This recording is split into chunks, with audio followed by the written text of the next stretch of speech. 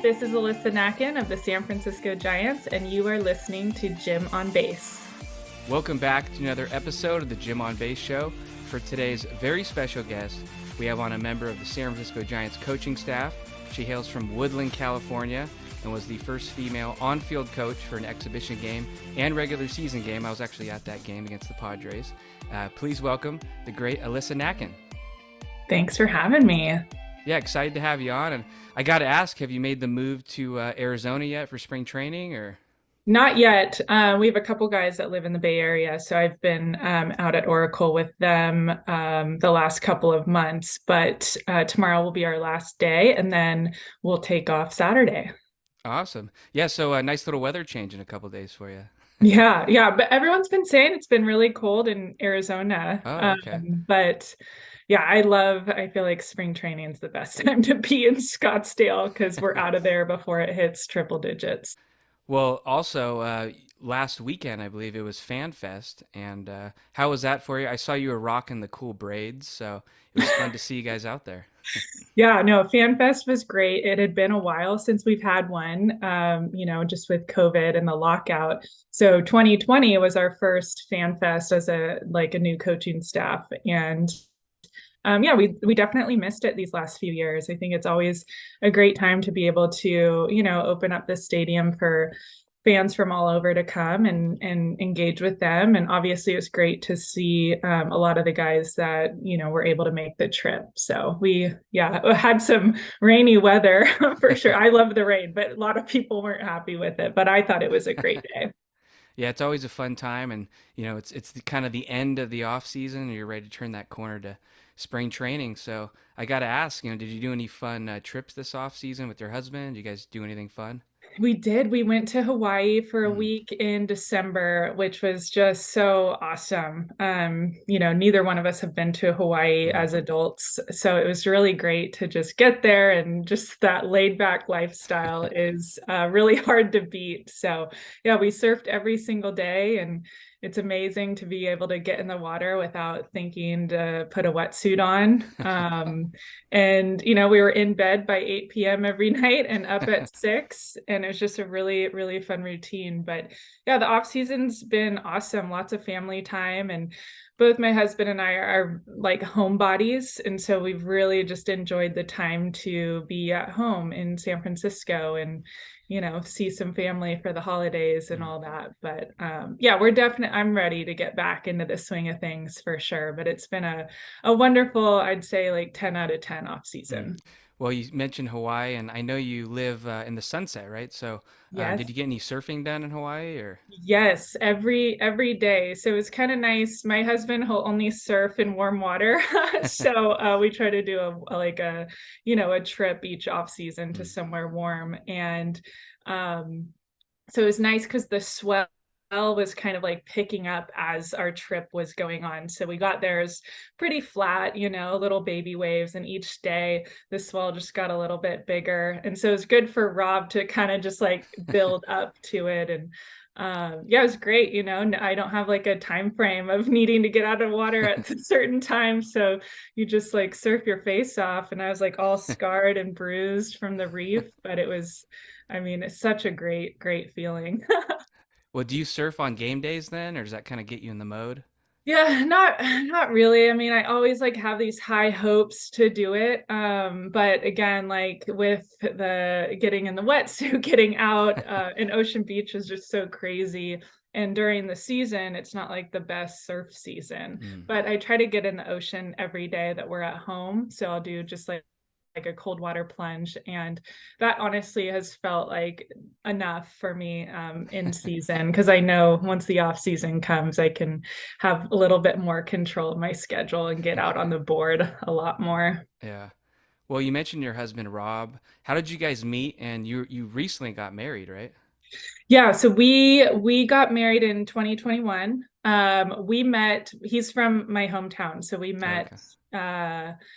I knew about him before high school, but we officially met in high school, and he was a little bit older. But we were both like huge supporters of one another, even at a young age, just him in baseball and me in softball, and kind of like stayed in touch here and there. And then right before my senior season at Sac State, we kind of reconnected, and he was just getting into coaching as well. And so he was giving me hitting lessons in our like back at our high school field during that summer. And I had the best offensive season I had had in my career in college after that. So I was like, well, I think I got to keep you around. You're pretty good.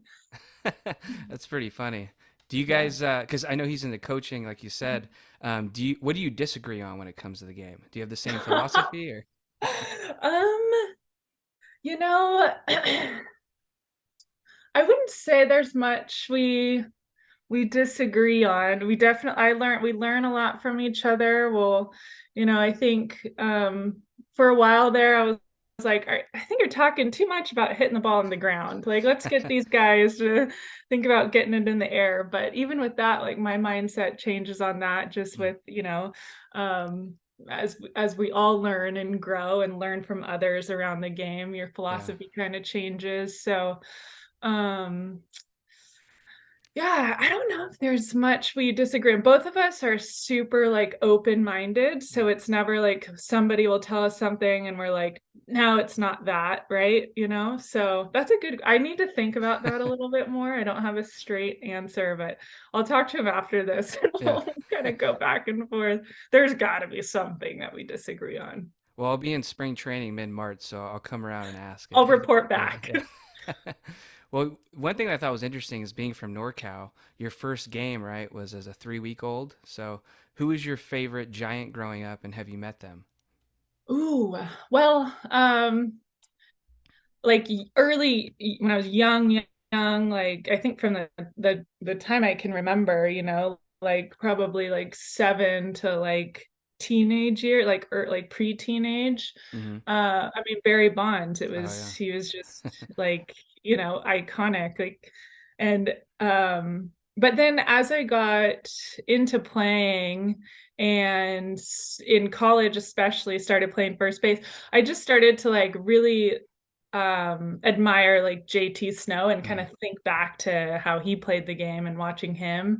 So I think he was my favorite. Benito Santiago too, for some reason. I like yeah. really admired. I think I like deep down, even though I was never a catcher, I think like a backup catcher is such like a good type of human being to be. And I think I recognized that at a young age.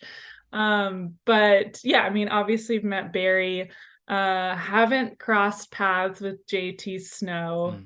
Mm. Um, haven't met Benito Santiago, but fun fact, when I was an intern with the Giants in 2014, during the 2014 draft, like at the very end of the rounds, like I'm saying, like last round, like last couple picks, Brian Sabian let me call out like to MLB who our pick was, and it was Benito Santiago's son, Benito Santiago. So I thought that was Ah, pretty cool. that is really cool. Yeah. Has anyone, and those are good names, by the way. Yeah. Great players. Yeah. Has anyone non-baseball related reached out to congratulate you that maybe was surreal or? Oh, well,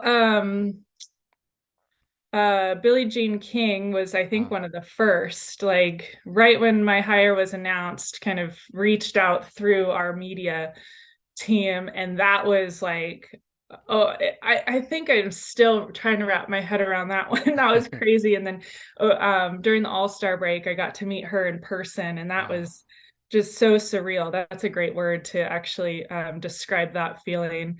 And Kamala Harris Oh, didn't reach out to me directly, but I know had like tweeted or said something publicly about it. And then like now she's vice president. And that's like, wow, that's crazy. Like like her name, my name has been in her mind before. So that you, was pretty cool. you got friends in high places. There you go. I know. One thing I thought was interesting about you, I've heard you say that they're more than just players. You have other things going on in your life from a coaching angle. I know you have a psych degree from Sac State. So, did any of that kind of maybe help you as a coach? Maybe tactics or whatnot? I think I think life experience like is definitely just like the number one learning opportunity I think that I've had. And I think having like the background in psychology is helpful, but like quite honestly, I don't think back to, okay, in this class we learned this, I'm going to apply it now. Sometimes I'm like, man, I wonder like if I went a little bit farther down that road, what would it look like now? But no, I've always just been so fascinated by human beings. And I think a lot of that had to do with I have two older brothers. They're 6 and 9 years older, and I think just at a young age I was observing like how they did things, and being like, I loved sports and watched a ton of sports growing up, and had awesome teammates in every sport that I played, and I tried to pick up on every like great thing and bad thing that people did and kind of like make it my own, and in every aspect of life, in school and sports, and just like navigating life, right? The do's and don'ts. Like, thank you to my brothers for helping teach me like what to do and what not to do as you grow up. Um, and I've always just loved that. And then you get into this game and this world, and the outside world, like the media, the social media, the cameras, the TV, the fans, the rivals, like all that. There's so much that like people think these people are one thing. And I hate when people feel like they are in a box, or they feel like they're boxed in and can't get out, or they're one thing but they want to be something else. And so I think I just get like understand that. And these, like, I think it's in everybody's responsibility to help make this world a little bit better. And our world needs a lot of help right now. Yeah. And with athletes, like, they're so much more than athletes. They are contributing members to society. So can we as coaches assist not just the players, but everybody in our clubhouse to be a little bit better of a human, and help them get through some dark times and help them navigate just the natural twists and turns that life's going to take you on, and like help you just enjoy life a little bit more. Yeah. So Well, speaking of being, not just a baseball player having one role in life, Gabe Kapler, he travels. He's got the hipster beard. I've seen some stuff where he's in a van. Do you relate to him on that, or? I definitely relate to him in that, like, he'll always say like baseball is just like a small part of life, right? Hmm. Like, it's not the only thing we're gonna do in this world. So I relate to him on that. I also relate to like him understanding his value that he brings to the world outside of being a major league manager. So definitely, he's definitely more in tune with like music and hip things, and even like travel to some degree, because I'm just so hooked on, like, I need to just go to like, I kind of want to get to like a warm ocean, kind of secluded, so like the surf lineup is kind of empty, and he's like, I want to go somewhere cold this time and go here and go here. But we do align in the fact that we love to travel solo. I love like just being able to get lost, have no agenda, and meet the people in whatever country I'm in, and like enjoy all the food. Cap's palette is far more like experienced than mine. I think like there's not much food I don't like, and he's definitely one that like knows, okay, this is good food and this is bad food. So but so we're very aligned in like that concept of like there's so much more in the world, let's see how much we can explore and learn. But I think like our ways of going about like navigating the outside world from baseball is just like a little different, not too much. And you got to stay away from him in the gym, I'd imagine. You don't want to get sucked into those workouts. I can hang. Well, I mean, his weights are like 17 times more than mine, but like our whole staff, we kind of joke about it. We're like, man, if we went up against any other coaching staff in any kind of like physical training competition, we would smoke everybody. I'm excited. One thing I'm excited about for spring is our coaching staff will get in at 4:45 a.m. and just like have the music blasting and get our workouts in, and Nice. it's great. So Well, what's a song that you like to crank? You spoke about Kapler's music. oh Yeah, what's your music taste like? mine changes all the time. I was looking at my Spotify, just like everything that I've been playing recently, and it is so all over the map. Like last night, it was 90s country. Yesterday in the gym, it was like soft, like Billie Eilish Mm. type songs. And um, but I don't know. I feel like I love Post Malone. I Ah, just think like, he knows who he is, and isn't going to let anybody tell him to be anything different. And I think like all of his songs, when they come on in the gym, I'm pretty stoked on it. mm. That's some good taste. Well, you have such a coveted job. What would you say to others that want to be in your shoes? Mm.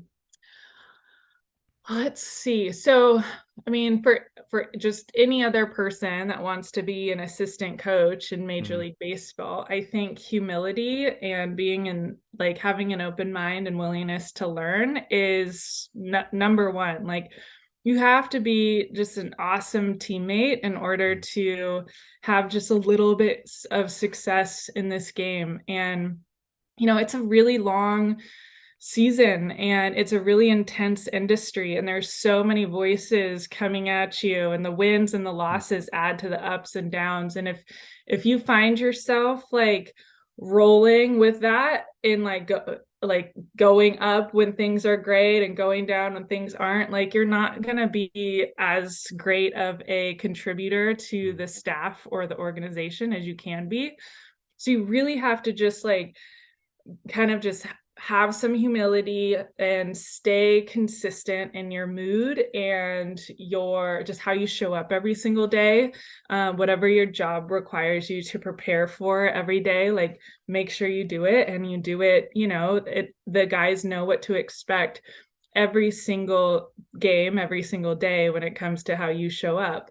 So I think that's just something that I think, it seems simple, but it's really hard to do. Like ups and downs, and people are telling you to like do one thing and be this way, and it's like as an assistant coach you have to be able to filter a lot of the stuff that's coming at you and understand how to prioritize and make sure that you are understanding, okay, my job is to prepare our players to perform at their highest level every single night, and not to get caught up in all the extraness that goes on. mm.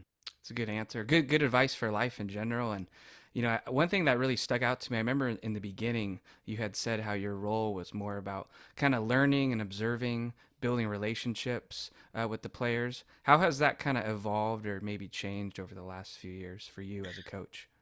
I think when our staff all came on board, Cap was hired at the end of 2019 and put his staff together. So we were all new. And, to go from a potential Hall of Fame manager and Bruce Bochy and his staff and all the success that they've had into this very like different looking staff, we just had a lot of trust to start to build within our players and our organization. And I think like overall, we've done a really good job of it, just all of us, in making sure that, there are some initiatives we want to push forward, and there's some, um, there's certain ways we want our training environments to look, but we want to bring our players into that process and make them a part of it. So like they are understanding that they are the owners in their development, Mm, and we are there to help kind of navigate and like guide them through that in order to get ready for a season or get ready for a game, and ensure that we are preparing them as much as possible for that game. And so I think just like for me personally, that was just like kind of like our staff intention, and I am still holding on to that intention. But over time, you obviously, like with anything or anybody, like the relationships get a little bit stronger, the trust gets built, so you kind of know how mm, everybody works, and you're able to kind of feed off of that and just sort of build and build and build. And then I think also just with our staff, we all understand kind of where all the pieces fit, and we Mm. know like our communication is just way stronger, and our processes are much more like fine-tuned, and we're able to hold each other accountable and have the hard conversations. And I think, to get more specific to answer your question, my confidence has just grown Mm. a lot in my understanding of like who I am and what I can bring to the staff. And so I think with that, like when I first started, I think I was so scared to fail. I Mm. was so scared to make like one little mistake that like I'd kind of shut down at times, or not like speak up, or, kind of avoid certain things. But over this will be the fourth season in this role. And I think we've all kind of gained a little bit more confidence and understanding of the value that we bring. And I think that just adds to your toolbox, and you're able to be just a more effective coach and member of the organization. No, that's a great answer, and I'm glad to hear that you're settling in and your confidence is getting better. I was actually at that game when you came in against the Padres, and the biggest, I mean, it as a compliment, was I was there and I didn't really notice anything. I knew you were subbing in, and I just thought like, there's another coach in the uniform that I like, and you know, Thank it, you. so I mean that as a compliment. I know you're loved Yes. here in the Bay Area, and can't wait to see where you go next. Maybe you'll be a manager one day. So. Yeah, I'm learning from the best, that's for sure. Well, Alyssa, thanks so much for coming on. It means a lot. I'll let you get back to packing and getting ready for Arizona. Awesome. Thank you, Ryan. This has Yeah. been great.